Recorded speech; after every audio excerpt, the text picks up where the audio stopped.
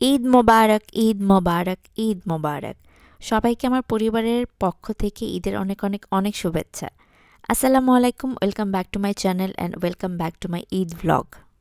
সকালে উঠেই আম্মু ঈদের রান্নাবান্না শুরু করে দিয়েছে। এখানে প্রথমে খিচুড়িটা বসিয়ে দিয়েছে, দেন গরুর মাংস রান্না হবে, সেটার প্রিপারেশন নেওয়া হচ্ছে। গত রাতে মেহেদি লাগিয়ে বাসায় এসে ঘুমাতে ঘুমাতে অনেকটা দেরি হয়েছে, বাট সকাল ৬টায় কিন্তু ঘুমের থেকে ওঠাটা মিস হয়নি। গত কয়েক বছর ধরে আমি আয়ানের জন্য ঈদ নিয়ে অনেক বেশি এক্সাইটেড থাকি, কারণ আমি চাই ও ঈদটাকে অনেক বেশি এনজয় করুক, বুঝুক, এবং সেই জিনিসটাই আমি করার চেষ্টা করি। অ্যান্ড আলহামদুলিল্লাহ আমি ওকে সেইভাবে দিনটাকে সেলিব্রেট করতে দিতে পারি। এই যে তাকে সকালবেলা ঘুম থেকে উঠিয়ে আমি একদম রেডি করে দিয়েছি, আর সেও খুব এক্সাইটেড আল্লাহ দিতে যাবে, মানে নামাজ পড়তে যাবে। এই দেখেন, মাশাআল্লাহ। তো তাকে আমি ঈদের পাঞ্জাবি পরিয়ে দিয়েছি, আর তার বাবার জন্য পাঞ্জাবিটা আমি রেডি করে রেখেছি। সবকিছু আমি আগের দিনই গুছিয়ে রেখেছি, যাতে আমি চাওয়া মাত্রই হাতে পেয়ে যেতে পারি, কোনো কিছু খুঁজতে আমার না হয়। এই খোঁজাখুঁজি জিনিসটা অনেক বেশি বদার করে। যেহেতু নামাজ পড়তে যাবে, তো তার আগে মিষ্টি মুখ করে খেজুর তো একটা খেতেই হবে। তো আমি কি করেছিলাম, খেজুরের মধ্যে একটা করে কাজু বাদাম দিয়েছিলাম, একটু এনার্জেটিক ফিল করবে। অ্যান্ড এই যে আয়ান সেই খেজুরটা খেয়ে নিচ্ছে।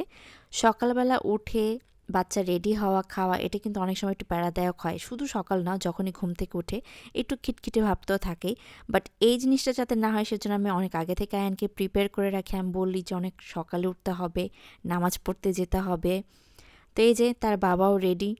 এখন সবাই আর কি তড়িঘড়ি করে রেডি হচ্ছে, কারণ বারবার মসজিদে অ্যানাউন্স করা হচ্ছে যাওয়ার জন্য। আর ওরাও বেশ 10 মিনিট 15 মিনিট আগেই চলে গিয়েছে, আমাদের বাসার কাছে মসজিদে নামাজ পড়বে ওরা। কারণ এই মুহূর্তে আব্বুকে নিয়ে বেশ খানিকটা দূরে যেয়ে নামাজ পড়াটা সম্ভব হবে না। তো এই যে সবাই এখন রেডি, ওরা এখন আল্লাহর নাম নিয়ে নামাজের জন্য বের হয়ে যাবে। আর অন্যদিকে আমি চিন্তা করেছি সব কিছু ওরা বের হওয়ার পরপরই আমি গুছিয়ে ফেলবো। আয়ান যখন যাচ্ছিল, তখন আমি ওকে বারবার বলছিলাম, ভালো করে আল্লাহ দিও, আম্মুর জন্য দোয়া করো, আপির জন্য দোয়া করো, সবার জন্য দোয়া করো। আমরা তো ছোটবেলায় আরও অনেক কাজিন পেতাম, সমবয়সী বা মানুষজন পেতাম, তাদের সাথে অনেক হই হুল্লোড় করে ঈদ করতাম। আয়নের ক্ষেত্রে এখনও সেই সময়টা আসেনি, ও একাই আমাদের ও ঘরে বাচ্চা মানুষ। তাই আমরা চেষ্টা করি ও একটু হই হুল্লোড় যাতে আমাদের সাথেই করে উঠতে পারে, তার জন্য যা যা করা যায় সেটুকু করি। তো এখানে আম্মা অলরেডি গরুর মাংস রান্না করতে বসিয়ে দিয়েছে, আর আমি এই ফাঁকে সব কিছু গুছিয়ে নিয়েছি। নুডলসটা একটু রান্না করেছি, আর ডেজার্ট আইটেম তো আমি আগেই বানিয়ে রেখেছি। এরপর আমিও চট করে রেডি হয়ে গেছি। ওরা নামাজ থেকে ফিরে এসে এই যে খাবারটা খেয়ে নিচ্ছে। আর আমি কিন্তু কেকও বানিয়েছিলাম ঈদের জন্য। ঈদের 2-3 দিন আগে আয়ান আমাকে বলছিল, আম্মা একটা কেক বানাও। তো চিন্তা করলাম ঈদও সামনে আছে, তাহলে সেই হিসেবে একটা কেক বানানো যাক। তো বড় ও সড়ো একটা কেক বানিয়েছি। দেন নুডলস করেছি, পায়েস, সেমাই আর কুনাফা। আয়ানও সারপ্রাইজিংলি সবার সাথে বসে খিচুড়ি খেতে পছন্দ করছে। ও এখনও খিচুড়ি বলে না, বলে কিছু খাবো। ওই কিছু মানে হচ্ছে খিচুড়ি। আব্বু আর সুজনের খাওয়া শেষ। স্টিল ও নিজের খাওয়াটা যেহেতু শেষ করতে পারেনি, তাই ও একা একা বসে বসে খাচ্ছিল। আমি ওকে ওভাবে মানে সঙ্গ দিচ্ছিলাম।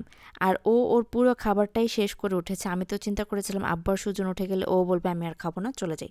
বাট না, ও ওর খাবারটা শেষ করেছে। ঈদের দিন তাই আমি ওকে কোনো প্রকার ফোর্স করিনি। ও নিজের হাতে যতটুকু খেতে পেরেছে, খেয়েছে, সেটাই যথেষ্ট। এরপর খুশি আশরাফুল এসেছে আমাদের বাসায়।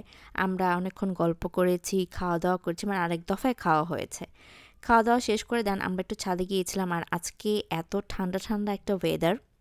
এবার রোজা, ঈদ সবকিছুই আমরা মানে একদম শান্তি মতো করতে পেরেছি। খুব ঠান্ডা একটা ওয়েদার, মানে মনে হচ্ছে যে শীতকাল চলে এসেছে এমন। তো আমরা সবাই গিয়ে ছাদে ছবি তুলেছি, আর আয়ান তার কবুতরটাকে নিয়ে গিয়েছিল। পুরো সময়টা সে কবুতর নিয়ে ব্যস্ত ছিল। এরপর বাসায় এসেছি, যেহেতু ঈদের কেকটা এখনও কাটা হয়নি। অ্যান্ড আলহামদুলিল্লাহ আয়ান এতটা ওয়েট করেছে এই কেকের জন্য, মানে আমি 2 দিন আগে বানিয়ে রেখেছিলাম। ও একবারও বলেনি আম্মু কেকটা খাবো, কেটে দাও। আমি বলেছিলাম ঈদের দিন সবাই আসলাম কাটবো। তো সে সেটার জন্য অপেক্ষা করেছে। আর এই তো ঈদের দিন আমরা ছবি তুলে এসে তারপর সবাই একসাথে কেকটা কাটলাম।